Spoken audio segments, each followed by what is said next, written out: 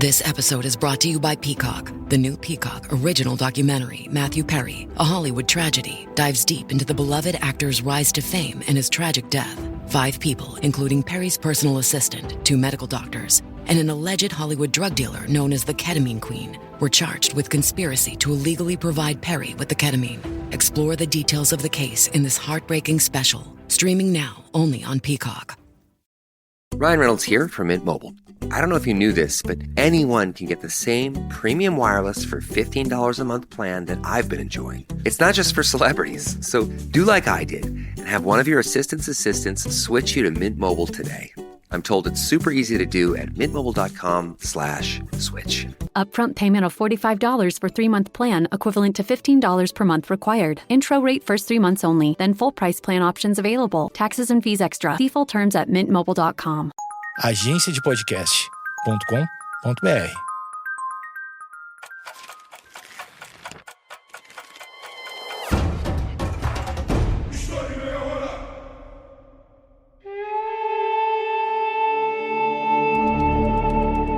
Será que sempre existe um outro lado da história? Como dar voz àqueles que foram silenciados? Essas são apenas algumas perguntas que podemos nos fazer quando estudamos com mais atenção o que foram as Cruzadas, só que na visão dos árabes. Esse episódio ele é muito importante porque está inserido dentro de um contexto bem específico. Como vocês devem saber, as Cruzadas são bem conhecidas por nós e as estudamos desde o período escolar. Porém, a visão desse estudo é quase totalmente voltado para evidenciar a visão dos cristãos nesse processo. Os árabes são tratados basicamente como vilões e bárbaros.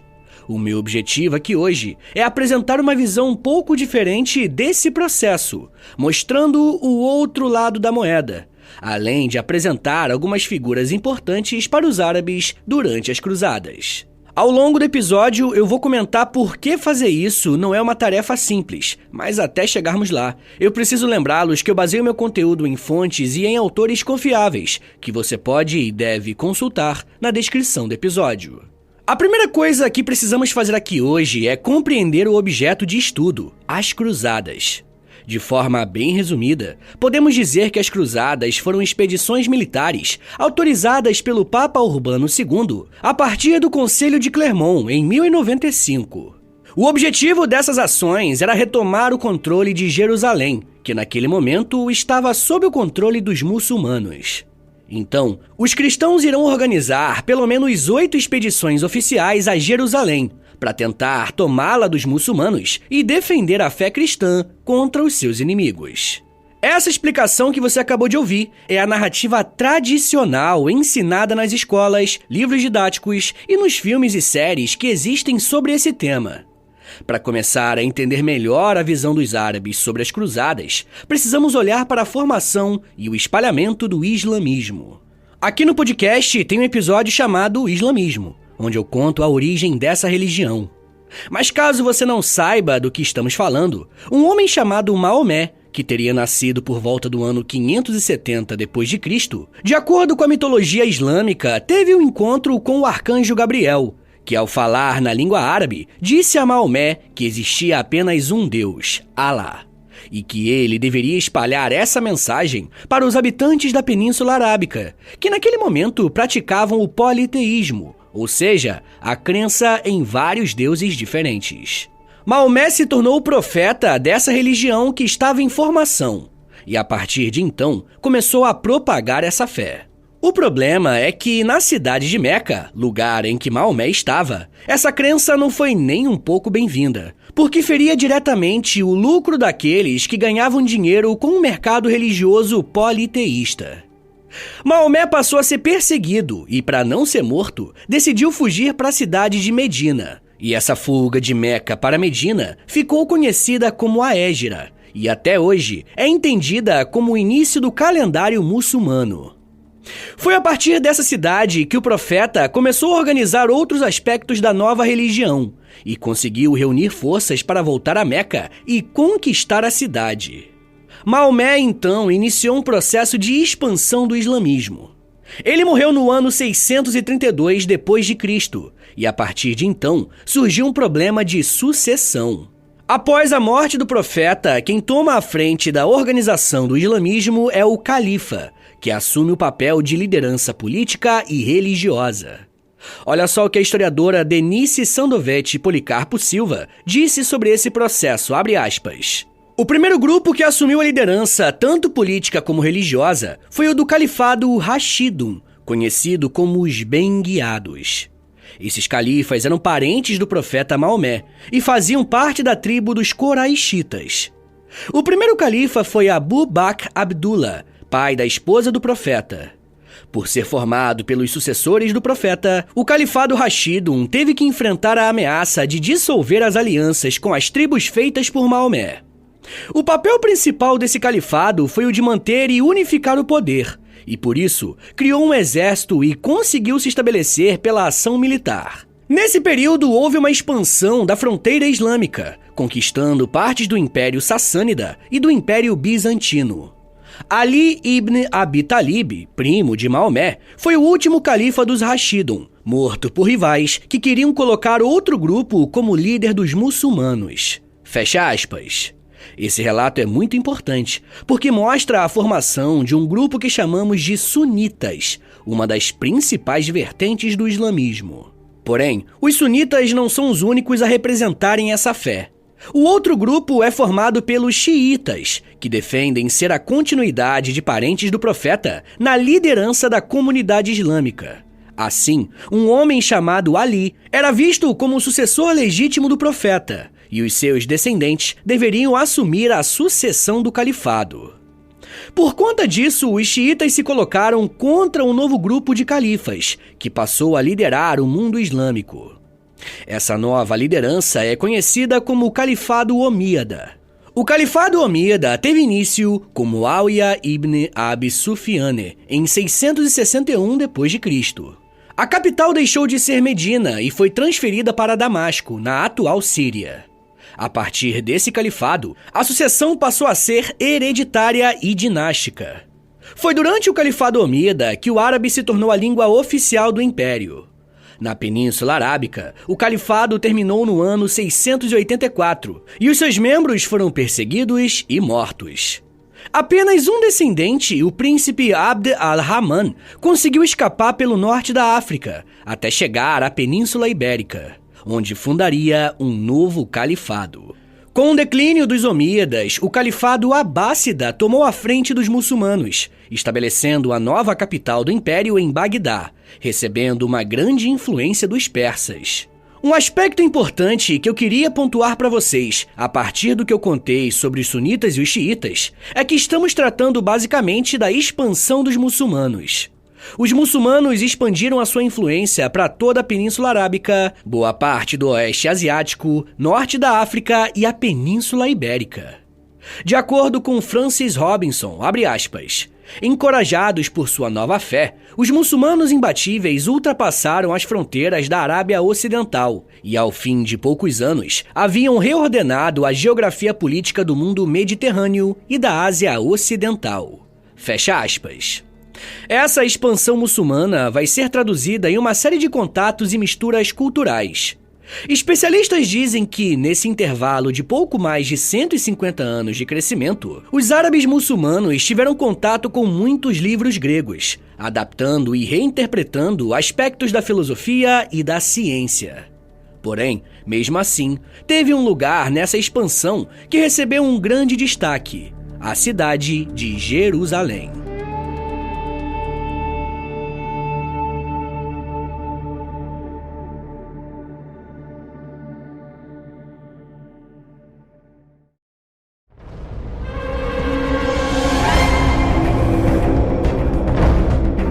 Jerusalém é uma cidade considerada sagrada para as 3 religiões monoteístas.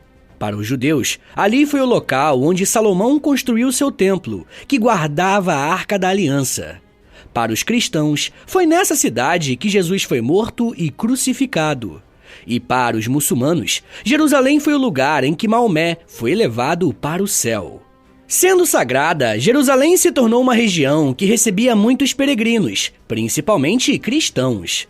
Essa cidade passou a ser uma posse muçulmana em 637, com o domínio do Califado Omar. Mas ele permitiu que outras religiões fizessem as suas visitas religiosas.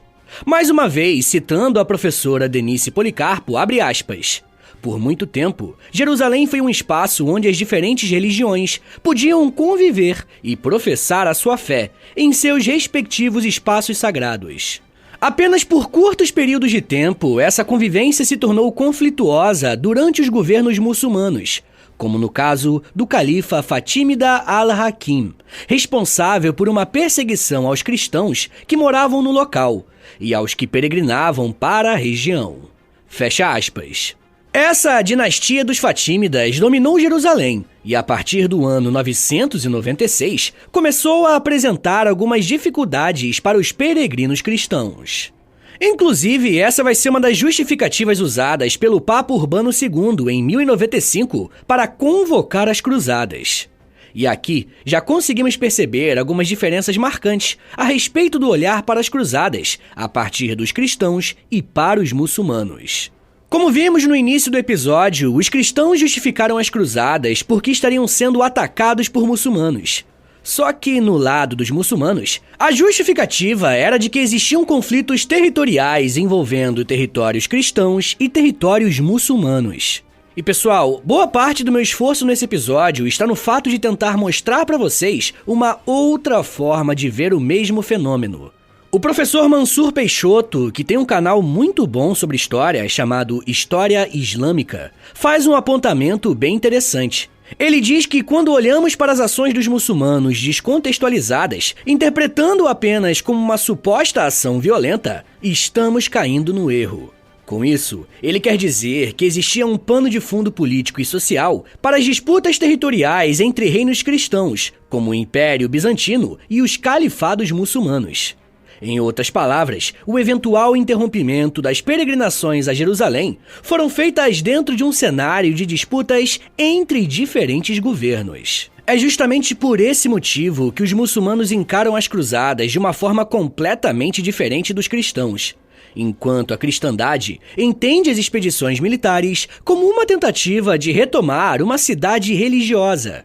Os muçulmanos encaram isso como invasões violentas contra as suas terras. Analisar essa história a partir da ótica dos muçulmanos nos faz entender esses conflitos através de outras formas de organizar o tempo. De acordo com o professor Suleiman Amorhad, a partir da lógica muçulmana, é errado dizer que as cruzadas começaram em 1095. E ele usa dois argumentos para defender essa tese, se liga só, abre aspas. Cronologicamente, as fontes muçulmanas diferem das cristãs porque não reconhecem as cruzadas. Eles reconhecem os eventos que chamamos hoje de cruzadas simplesmente como outra onda de agressão franca ao mundo muçulmano. E eu uso francos para me referir aos cristãos ocidentais. Para eles, as cruzadas não começaram em Clermont, com o discurso do Papa Urbano em 1095, reunindo os cruzados, como dizem a maioria dos historiadores, mas sim décadas antes. Por volta de 1060, os cristãos não estavam apenas mordiscando os limites do mundo islâmico, mas, na verdade, conquistando o território na Sicília e na Espanha. E enquanto a maioria dos historiadores ocidentais reconhecem a queda do Acre em 1291 como o fim das principais cruzadas, os historiadores muçulmanos não veem o fim da ameaça franca até, eu diria, meados do século XV, quando os exércitos otomanos conquistaram Constantinopla. Fecha aspas. O ponto dessa citação é afirmar que, na ótica dos muçulmanos, os conflitos com cristãos já aconteciam antes. Essa noção é muito importante, porque vai reforçar a ideia de que os cristãos eram os invasores em Jerusalém. Isso fica evidente em uma obra de referência sobre esse assunto, que foi escrita por um cronista chamado Amin Ma'aluf, que registrou as interpretações dos árabes muçulmanos em alguns períodos durante as cruzadas. Em seus relatos, ele vai se referir aos cristãos como frange, porque acreditava-se que os cruzados eram todos franceses. Olha só o que o Ma'aluf vai escrever sobre o início dos ataques, abre aspas. Naquele ano, começaram a chegar informações sucessivas sobre a aparição de tropas frange vindas do Mar de Mármara em grande multidão. As pessoas se amedrontam. Essas notícias foram confirmadas pelo rei Kilij Arslan, cujo território era o mais próximo desses frange. Fecha aspas. O que essa crônica nos revela é o fato de existir medo entre os muçulmanos que estavam prestes a se encontrar com os cristãos, que a essa altura já tinham partido da Europa. Uma outra demonstração dessa violência das cruzadas foi vivida não apenas por muçulmanos, mas também por judeus. Durante a passagem de alguns cruzados na cidade de Worms, centenas de judeus foram atacados por cristãos que acreditavam estar defendendo o chamado Papa Urbano II. Olha só o que um relato escrito no ano 1096 nos conta sobre isso, abre aspas. Em 25 Liar, o terror se abateu sobre aqueles que estavam hospedados no palácio do bispo. Os inimigos os mataram, como fizeram com os primeiros, e os passaram na espada. Eles se fortificaram com o exemplo de seus irmãos, deixando-se massacrar e santificando o nome. Todos aceitavam com todo o coração o veredito divino. Recomendando suas almas ao Eterno, eles gritavam: escuta, Israel, o Eterno é nosso Deus, o Eterno é único. O número de mortos foi de 800 nesses 2 dias. Fecha aspas. Esse relato é pesado, mas ao mesmo tempo é importante para mostrar como o ímpeto religioso dos europeus foi visto por membros de outras religiões. Narrar as cruzadas a partir do olhar dos muçulmanos é dar oportunidade de apresentar essas outras narrativas que por uma série de motivos acabam não aparecendo. O meu ponto aqui não é mostrar que os muçulmanos são vítimas indefesas, tá? Só quero mostrar como que a narrativa do passado não pode ficar restrita apenas a um tipo de análise e interpretação. Porque quando isso acontece, um dos lados do conflito é narrado exclusivamente como um povo bárbaro e selvagem. A partir de todas essas fontes primárias e de análises de historiadores que lemos até aqui, já deu para perceber como que o debate sobre esse tema precisa ser feito com bastante responsabilidade.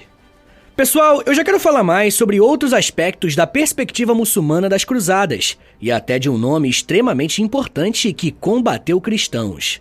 Mas me dá um minutinho aí, tá, gente, que daqui a pouco a gente volta e eu falo um pouco mais sobre debate, legados, cultura, violência, persistência e heróis. Segura aí, que é um minutinho só.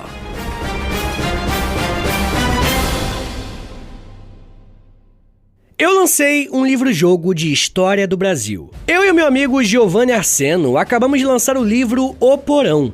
Ele se passa durante o regime militar brasileiro, e você controla uma guerrilheira que vai ter que entrar no porão da ditadura. Mesmo se você não conhece, nunca jogou um livro-jogo, pode ficar tranquilo, tá? Esse aqui é bem facinho de jogar e ele vai ser excelente para te inserir nesse universo maravilhoso dos livros de RPG. Ele tá saindo pela editora Record e eu tô muito animado com esse projeto, então se você quiser apoiar meu trabalho, dá uma olhadinha nele, vai lá no link da Amazon, tá aqui na descrição do episódio, e mesmo se você não comprar, deixa ele lá no seu carrinho da Amazon, porque isso ajuda muito a gente a subir no ranking. Mas falando em ranking, ele já é o livro de RPG mais vendido em toda a Amazon. Olha que maneiro, hein? Então, se você quer aprender um pouco mais sobre a história do Brasil e se divertir no processo, dá uma conferida no Porão. O link para você comprar tá na descrição do episódio.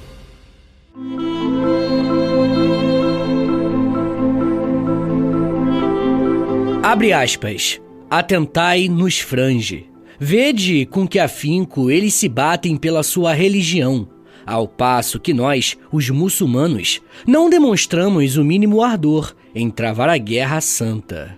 Fecha aspas. As palavras que você acabou de ouvir foram ditas pelo sultão muçulmano Saladino, um dos principais responsáveis pela vitória muçulmana nas cruzadas cristãs. Esse relato mostra algum tipo de incentivo que ele tenta fazer aos seus súditos para se manterem firmes na batalha. Da mesma forma que aprendemos hoje que a narrativa histórica é um campo de disputas, a memória também é. Ou seja, se os reinos cristãos usaram as cruzadas para elevar a história e a moral dos homens, o mesmo pode ser feito com os árabes que lutaram nesse conflito. E nesse sentido, um dos nomes árabes que precisam ser mais conhecidos a respeito das cruzadas é o de Saladino. Esse herói muçulmano nasceu no ano de 1138, na cidade de Tikrit, no atual território do Iraque, em uma província hoje dedicada ao seu nome. Seu pai, Ayyub, era o governador dessa região, e a sua família era curda. No ano seguinte ao seu nascimento, após serem expulsos de Tikrit, o seu pai e seu tio, que eram soldados, se colocaram a serviço de Zengi, um governante que comandava o norte da Síria e o Iraque. Essa união da família de Saladino fez com que o seu pai fosse recompensado com o governo da região de Baalbek, no Líbano. Além disso, a morte de Zengi em 1146 provocou uma verdadeira guerra civil na Síria, por quem deveria sucedê-lo. A aliança dos parentes de Saladino com o filho mais novo de Zengi, Nur al-Din, também conhecido como Noradini, que prevaleceu nas disputas internas, fez com que o seu pai novamente fosse recompensado com mais terras, dessa vez com um governo de Damasco. A infância do pequeno Saladino foi marcada pelos estudos religiosos em torno do Alcorão, o livro sagrado do Islã, e da teologia, que o aproximava mais de seus contemporâneos e o transformou em um homem bem inteligente dentro do seu grupo social. Ele iniciou a sua carreira militar com as instruções do seu tio, Shirkuh, que era general, e o colocou sob o seu comando.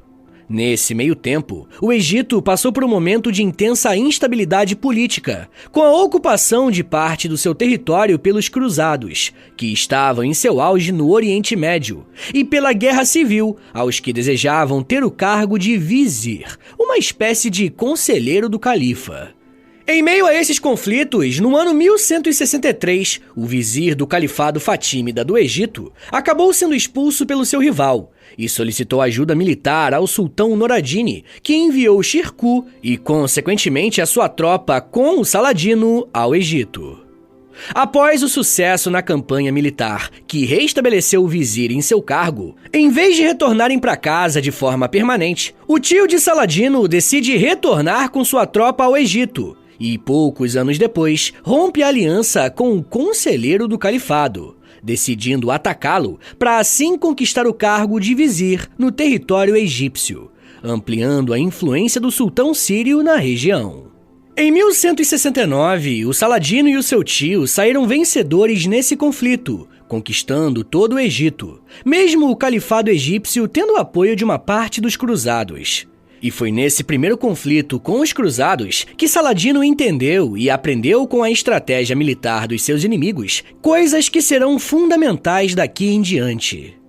No mesmo ano, Shirkuh, que havia se tornado vizir do Egito, morre.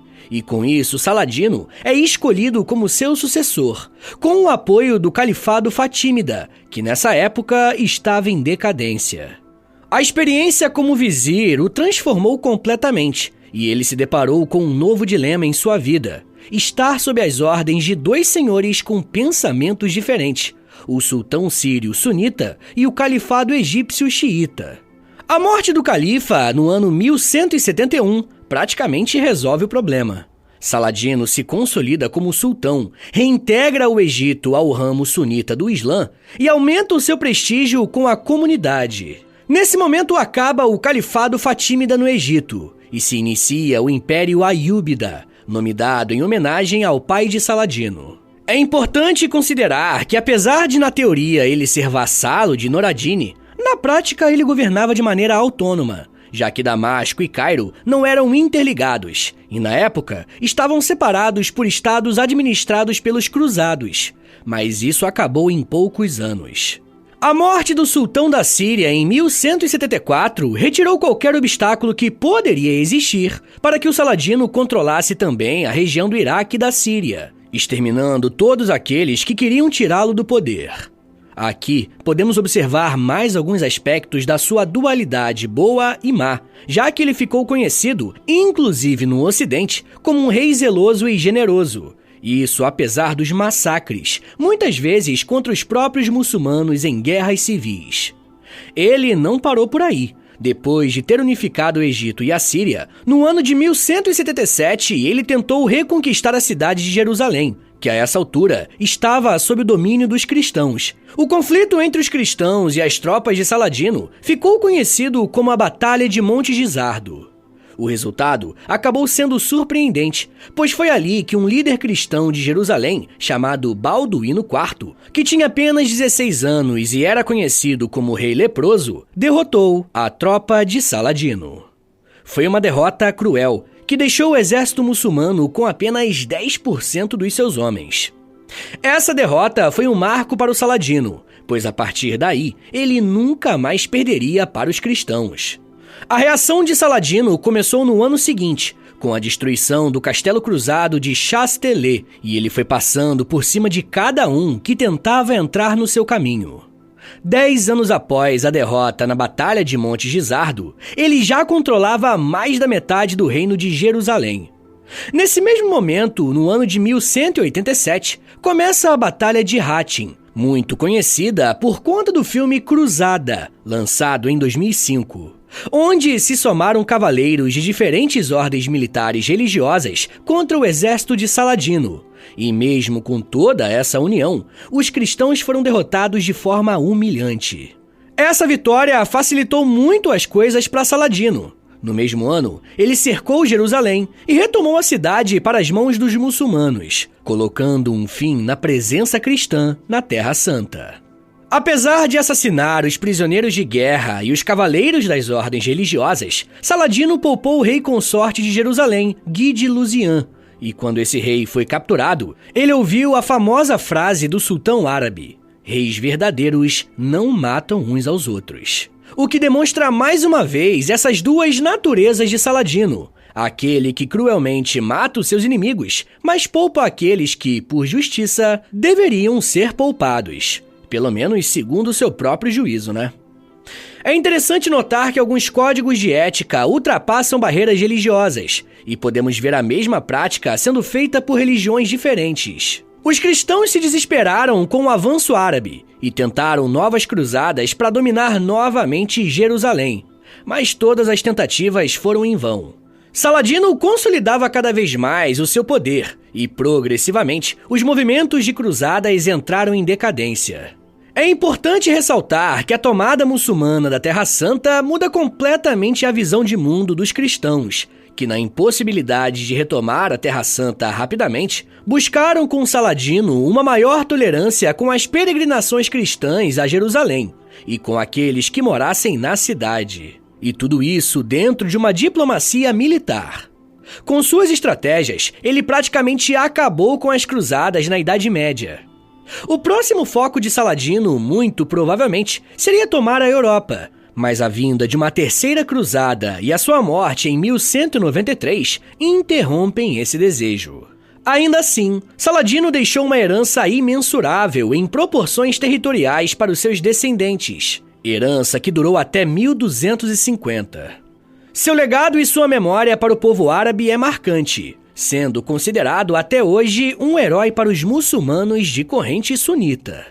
O exercício que fizemos ao longo desse episódio, de tentar analisar um fenômeno histórico a partir da perspectiva de um grupo que não tem tanto espaço na nossa sociedade, é um desafio em vários aspectos, principalmente na forma que entendemos o tempo. Como bem pontuou o professor Suleiman no bloco anterior, as cruzadas para os muçulmanos não vão terminar com a vitória de Saladino. Precisamos lembrar que cristãos e muçulmanos continuaram em confronto na Península Ibérica até o ano de 1492, mostrando que não basta apenas contar os dois lados da moeda. É preciso também mudar a forma de pensar um fenômeno histórico. Pessoal, eu quero recomendar 3 episódios aqui do podcast, que você pode procurar aí no feed do História em Meia Hora, e eles vão servir de complemento para esse episódio que você acabou de ouvir, beleza? O primeiro é um episódio chamado Cruzadas, o segundo é um episódio chamado Islamismo, e o terceiro se chama Idade Média. E agora bora fazer aquele resumão de 1 minutinho para você relembrar o que você aprendeu hoje, vamos lá! Quando falamos nas cruzadas na visão dos árabes, estamos propondo uma nova forma de olhar o mesmo fenômeno histórico que já é tão conhecido por nós desde a escola.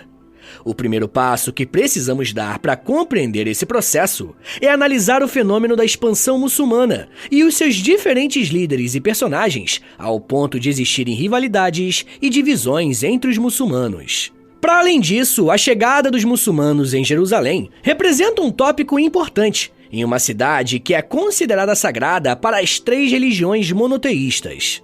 Acima de questões religiosas, existem também disputas políticas e territoriais, e que na virada do século X para o século XI, deram uma nova vida aos desentendimentos entre reinos cristãos e muçulmanos.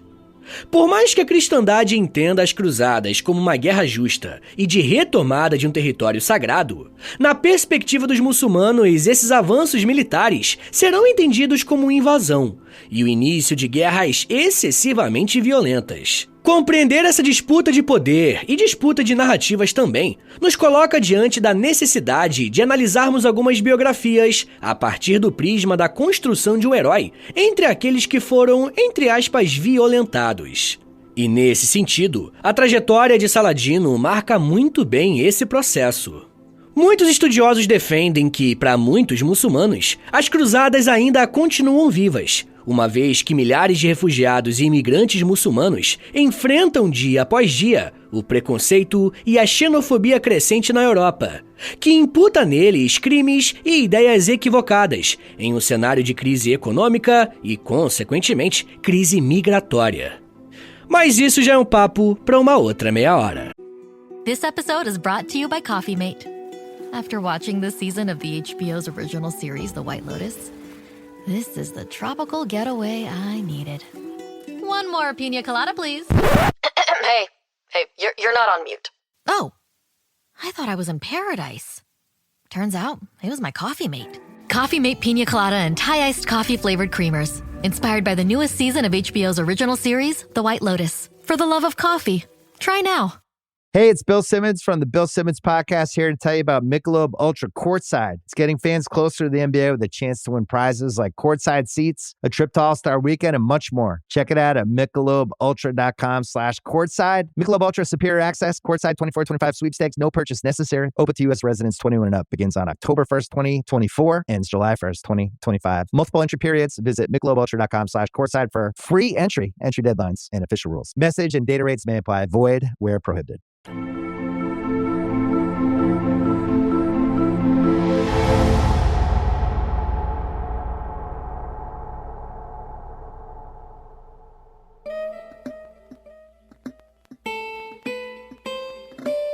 Senhores, muito obrigado por terem ouvido até aqui. Meu nome é Vitor Soares, eu sou professor de História e você acabou de ouvir o História em Meia Hora. Segue a gente aí na sua plataforma de áudio favorita para não perder nenhum episódio. Se você estiver ouvindo no Spotify ou na Apple Podcast, avalia o nosso podcast aí com 5 estrelinhas, tá bom? Quero lembrá-los também que a melhor forma de apoiar o podcast é assinando o nosso Apoia-se, tá bom? É apoia.se/História em Meia Hora. Uma outra forma de ajudar o podcast é através do nosso Pix. Anota aí que é o meu Pix e o meu contato também. É historiaemmeiahora@gmail.com. Mas se você não tiver condições de ajudar o podcast financeiramente, mas quer ajudar de outra forma, a melhor forma de longe é, primeiro, indicando o podcast para um amigo e, segundo, compartilhando nas redes sociais. Aí você aproveita e me marca no @História em Meia Hora, porque aí eu vou poder te agradecer pela ajuda. Se você tiver a fim de ouvir um podcast mais de humor, mas que também tenha temática histórica, ouça o meu outro podcast, é o História pros Brother. Ouve lá depois que eu acho que você vai gostar.